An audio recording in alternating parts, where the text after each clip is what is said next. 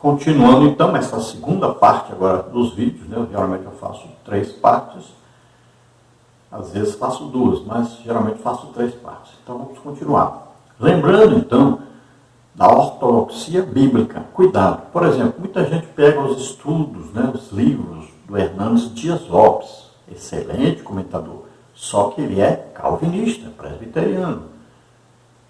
Ele não é pentecostal. Então, muita coisa ali você tem que corrigir, tem que tomar cuidado. Então, são vários assim. Paul acha, né? Aí vários outros.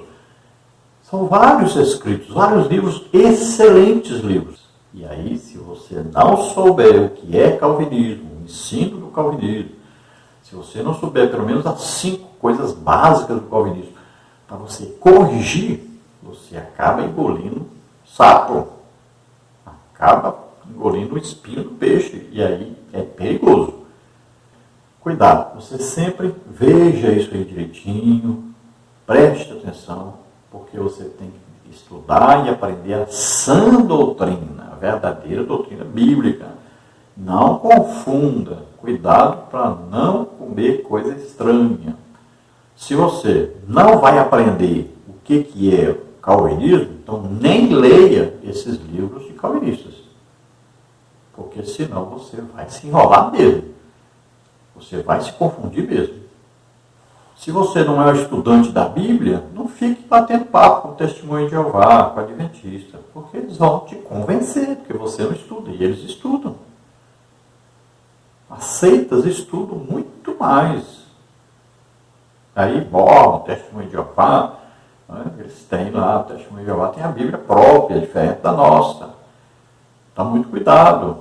O engano é terrível. Satanás é sutil. Então, tome cuidado, ele é mentiroso, ele é enganador. Ele usa essas seitas. Subtópico 3. Conceito de heterodoxia. O prefixo da palavra heteros significa diverso. Assim, heterodoxia nos remete a opinião diferente, oposição aos padrões normais ou dogmas estabelecidos. Se a ortodoxia tem um só parecer, a heterodoxia implica várias opiniões a respeito de um mesmo objeto. Para o apóstolo Paulo, a igreja deve manter a unidade doutrinária da fé e combater com veemência as doutrinas de demônios, 1 Timóteo 4:1. A igreja deve ser, portanto, ortodoxa. Sua advertência é um antídoto para nós nos dias de hoje. Devemos, pois, fortalecer a unidade doutrinária em nossas igrejas.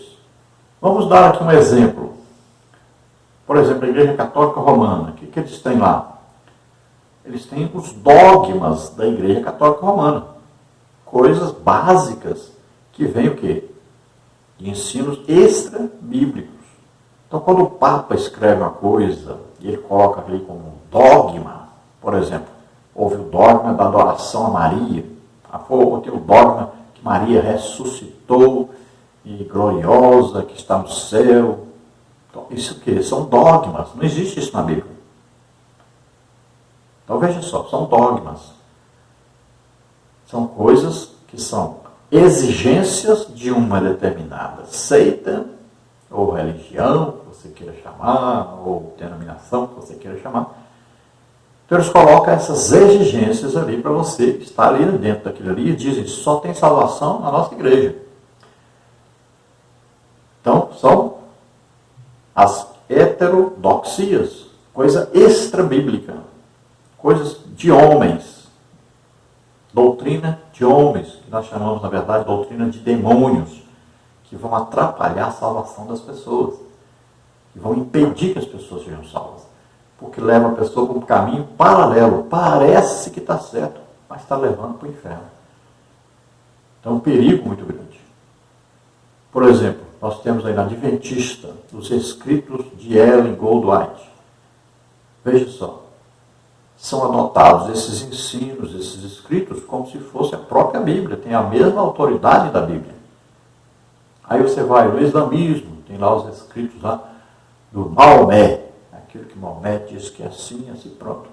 Então, olha só, você vai lá para o Testemunho de Jeová, Então, Russell e tal, os seus líderes, né, escreveram coisas, disseram, aqui nós temos a revelação dada por nosso mestre e tal. Vale até mais do que a Bíblia. Aí você vai lá para os mormons, né, tem lá o Anjo Moroni e tal, ditou aqui e tal. Veja só, todas as religiões falsas, heresias, têm isso, de seguir homens, dogmas de homens. E nós estamos correndo muito risco hoje, porque nós temos a tendência de seguir a cabeça de homens, os ensinos de homens, e esquecer a Bíblia. Muitas vezes a gente fica admirado, as pessoas pensam uma coisa, determinados assuntos completamente diferente do que está na Bíblia. Por quê? Porque eu ouvi um pregador pregar sobre isso. Aí eu ouvi um ensinador ensinar sobre isso. É perigoso. Não siga a cabeça de homens. Olhe na Bíblia, compare direitinho, veja direitinho, estude. Cuidado. Não adote só porque um pregador pregou, porque um ensinador ensinou. Cuidado, não vai adotando as coisas sem olhar direitinho a palavra de Deus. Está na moda hoje pregador ficar inventando coisa. Inventando Bíblia, inventando. Que isso aqui quer dizer isso, isso aqui, essa palavra significa isso e não sei o que. E vai conduzindo as pessoas para fora do verdadeiro ensino da palavra de Deus. Tomemos cuidado. No tópico 2 nós temos a ameaça de corrupção doutrinária. Subtópico 1, a advertência do apóstolo. Em 1 Timóteo, Paulo adverte acerca de alguns que não ensinem outra doutrina. Aqui a palavra para outra é heteros, diverso. Por isso Paulo se refere a outra doutrina, como que nada tinha a ver com a genuína doutrina de Cristo. Esse zelo para preservar essa doutrina trazia um contexto de homens sem escrúpulos que não respeitavam os ensinos apostólicos. O apóstolo os identifica como lobos cruéis, vestidos de ovelhas que investiam contra o rebanho de Deus, não o perdoando. Atos 20, 29 e 30. Então Paulo diz para Timóteo, ele advertia essas pessoas que traziam uma outra doutrina, que era preciso corrigi-los, que era preciso enfrentá-los. Veja bem, é uma luta, uma guerra, que tem que ser travada. E aí nós temos visto, né, que até nós, da Assembleia de Deus, temos aceitado doutrinas que não são bíblicas, coisas que vêm de outras denominações que nós sabemos já que não é correto. Mas muitas vezes por causa de dinheiro, nós estamos aí com esse material na nossa prateleira, na nossa estante, estamos usando esse material sem corrigir. Vamos passando para frente. Quantas pessoas deixaram de ser pentecostais? Quantas pessoas tem na igreja hoje que não são nem batizadas com o Espírito Santo? Mais da metade, eu tenho certeza disso, porque eu ando por todo lado. Mais da metade hoje da Assembleia de Deus não são batizados com o Espírito Santo. Isso é um absurdo. Se nós olharmos na Bíblia, todos, no início da igreja ali, todos eram batizados com o Espírito Santo. Todos. Lá você vai ver sempre, todos foram cheios do Espírito Santo. Quase 120 reunidos ali, todos foram cheios do Espírito Santo e começaram a falar em línguas. Aí você olha, lá em Samaria, Pedro e João foram para lá, oraram, todos foram cheios do Espírito Santo. Até o ex-mágico lá, o feiticeiro lá, foi batizado com o Espírito Santo. Vamos ver Paulo em Éfeso, chega lá, os irmãos estão ali, ele ora, todos foram cheios do Espírito Santo. Na casa de Cornélio, Pedro foi lá, todos foram cheios do Espírito Santo. Cornélio, seus parentes, todos. Agora, a realidade hoje é antibíblica. Por que isso? Porque estamos convivendo com doutrinas falsas dentro da nossa denominação. Os cursos de teologia estão colocando aí professores que não são pentecostais, estão ensinando a sua doutrina de demônios. O interesse de Satanás é enfraquecer a presença do Espírito Santo na igreja. E é o que está ocorrendo. Já vai cada dia mais isso aumentando, invadindo a igreja. E aí, a ponto da nossa casa publicadora começar a publicar livros e mais livros e bíblias calvinistas.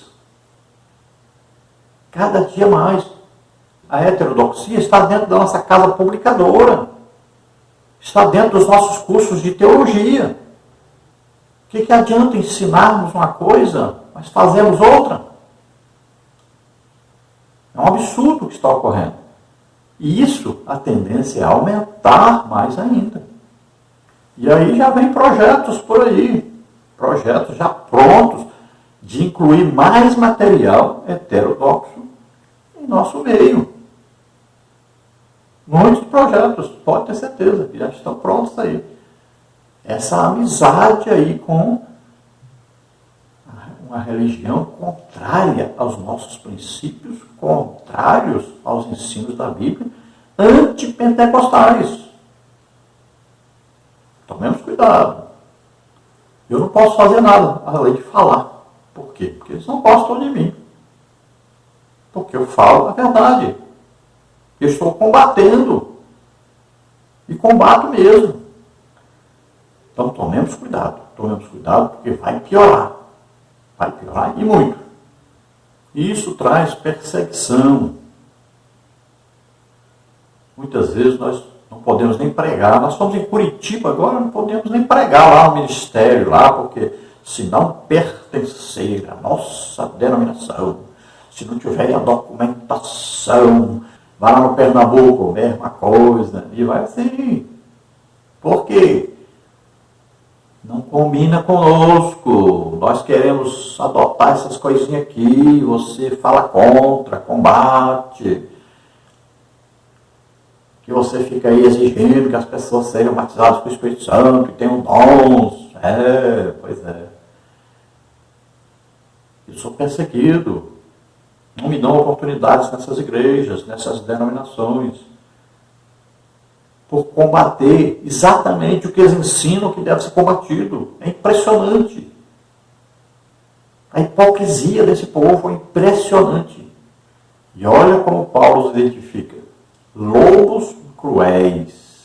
E tudo o que é ganho, tudo está por trás do ganho. Livros, cursos, palestras, dinheiro, tudo visando dinheiro.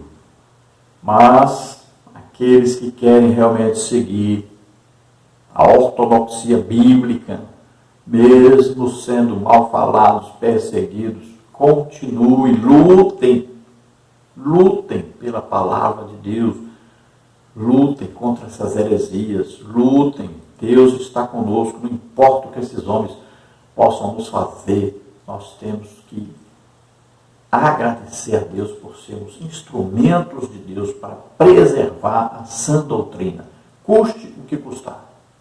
Subtópico 2. Quais eram os problemas de ordem doutrinária?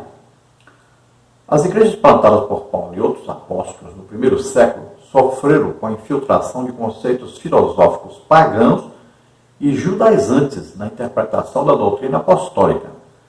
Nas igrejas como a de Corinto ou Éfeso, havia os que afirmavam crer no Evangelho, mas não renunciavam aos costumes pagãos. Outros traziam a bagagem religiosa do legalismo judaico, aliada ao gnosticismo, 1 Coríntios 1,12.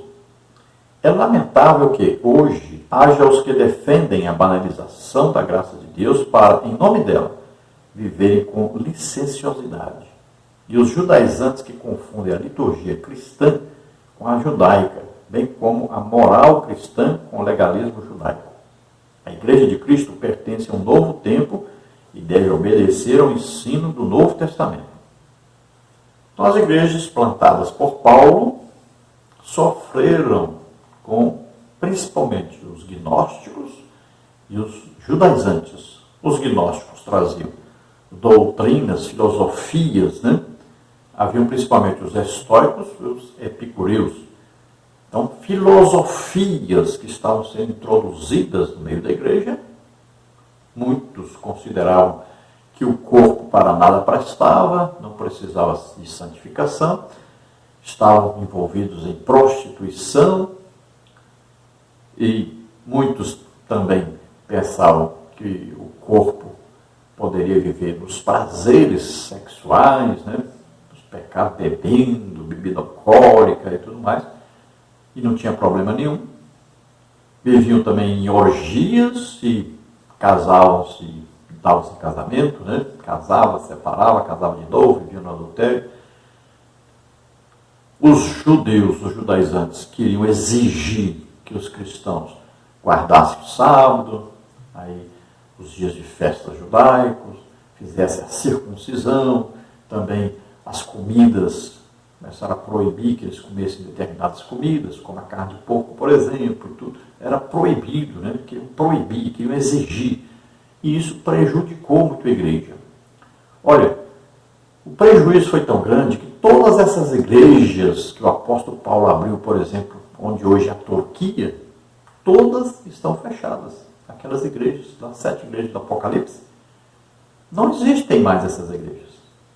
Jesus advertiu, mandou João escrever para os seus pastores, para os seus líderes, advertindo, cuidado, cuidado. E eles, no seu tempo, parece que tomaram cuidado, mas depois surgiram os outros, e aí foram se deixando envolver pelas doutrinas várias, doutrinas de demônios, não eram doutrinas bíblicas.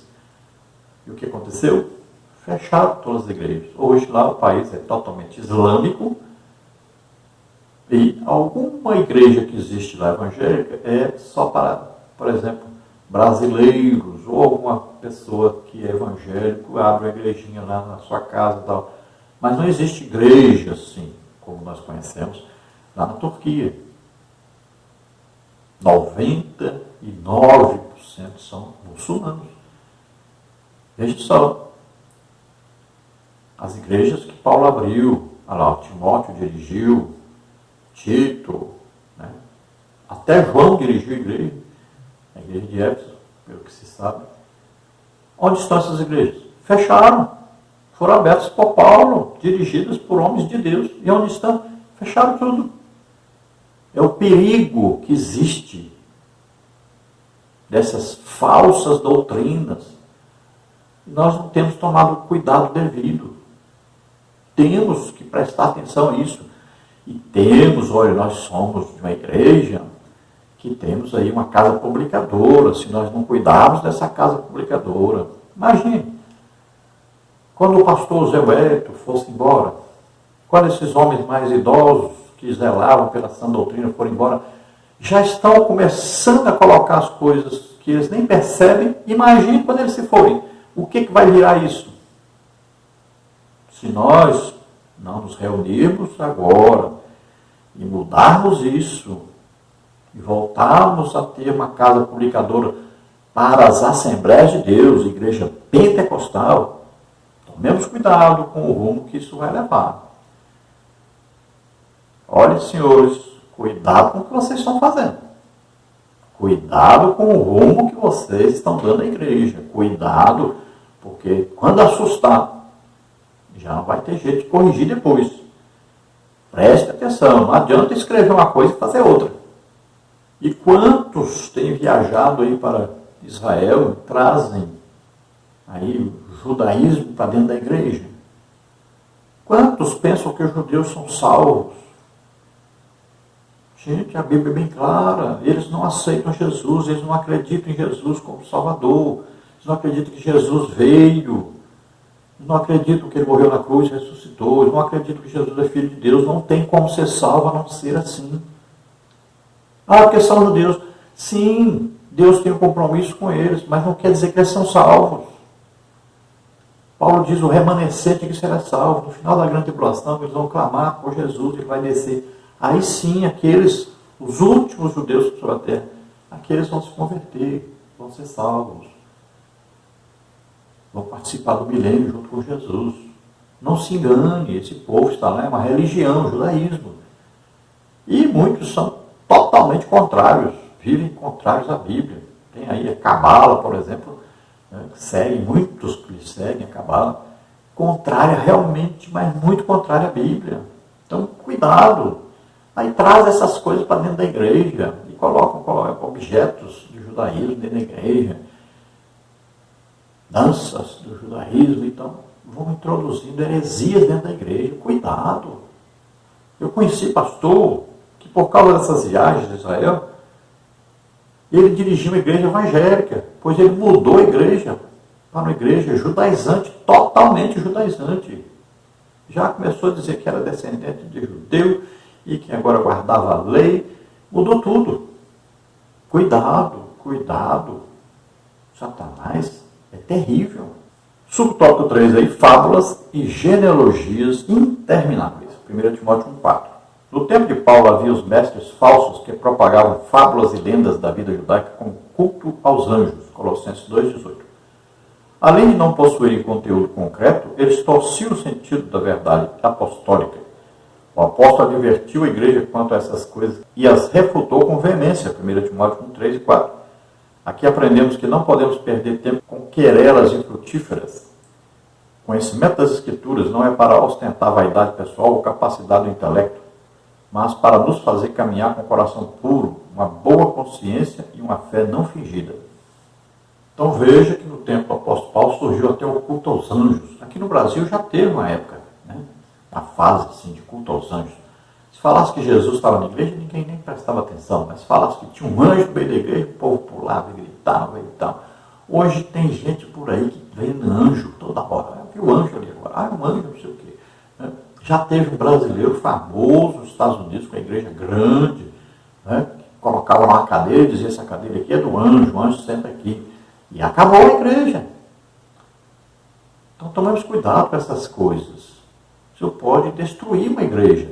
Uma heresia que entra dentro da igreja e passa a ser uma doutrina ali dentro, acaba destruindo a igreja. Então tomemos cuidado.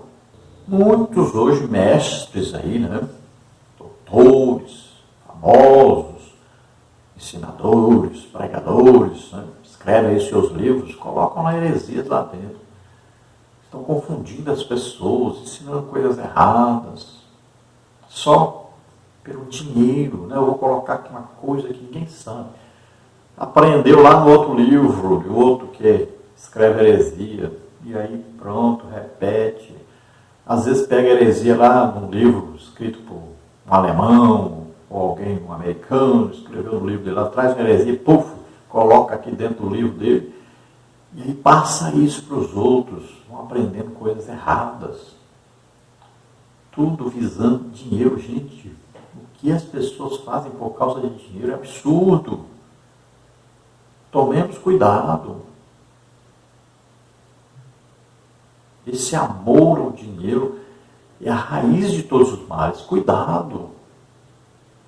Está difícil. O que as pessoas têm ensinado de coisas erradas, o que tem de errado desses livros, é muita coisa. Tomemos cuidado. A intelectualidade está ultrapassando a espiritualidade. As pessoas estão supervalorizando a intelectualidade em detrimento da espiritualidade. Não se dá valor mais à pessoa que é cheia do Espírito Santo. O que importa é que ele saiba falar bonito. O que importa é que ele saiba palavras, seus significados no grego, no hebraico, que ele tenha lido muitos livros, aí fale bonito, que no livro tal está escrito assim, que o fulano tal escreveu assim, que o autor tal escreveu assim.